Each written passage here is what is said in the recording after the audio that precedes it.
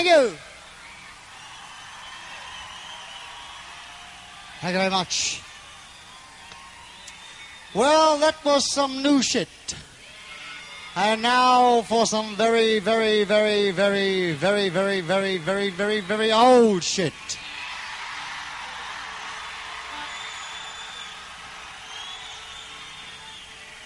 This song is in fact almost 10 years old, this tour. So for those of you out there who I'm sure followed us from the beginning, is that right, some of you?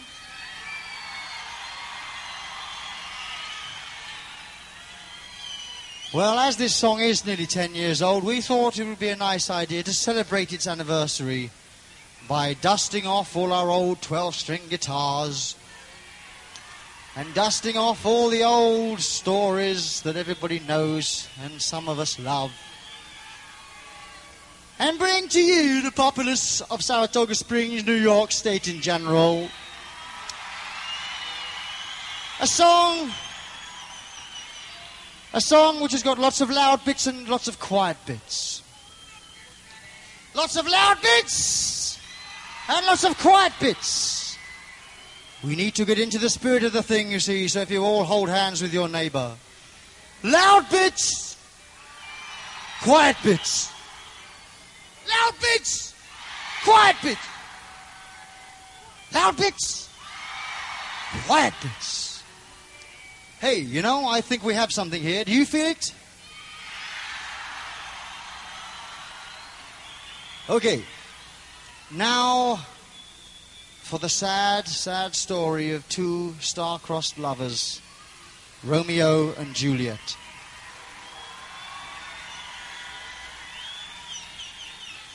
I hope you're sitting comfortably because I am going to begin. This is the story of Romeo, who was 16 years old. And Romeo was very, very, very partial to sexual stimulation.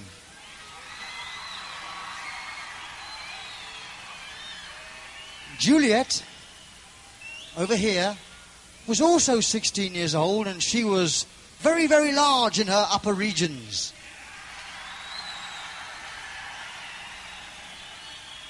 Well, one day, Romeo, feeling today like a bit of sexual stimulation, decided to telephone Juliet and ask her out to a drive-in movie.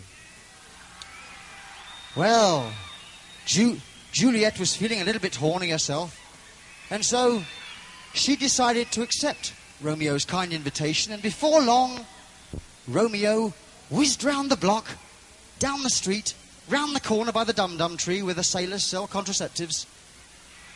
And there he arrived at Juliet's house, and Juliet jumped in the back of the car, and before too long, Romeo and Juliet were at the back of the drive-in watching the movie. Well, it wasn't too long before Romeo's hand started to wander down Juliet's front. And he started to embrace her upper regions.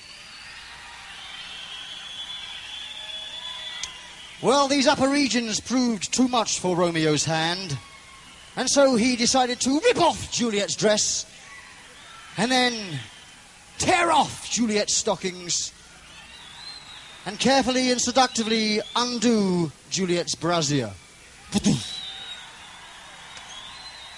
On to an even more dirtier and seedier page 3.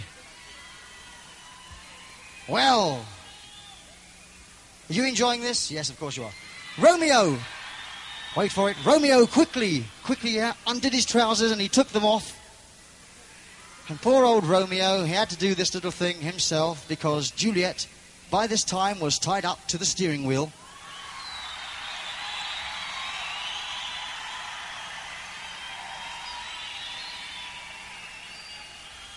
And so Romeo, when naked, approached Juliet. And Juliet, from her crouched position by the steering wheel, she said, "No, Romeo, please don't come near me with that thing. I won't. Now, Romeo, poor old Romeo, who by this time was very, very highly aroused, He said, "Juliet, don't give me no shit, girl. You cannot leave me like this."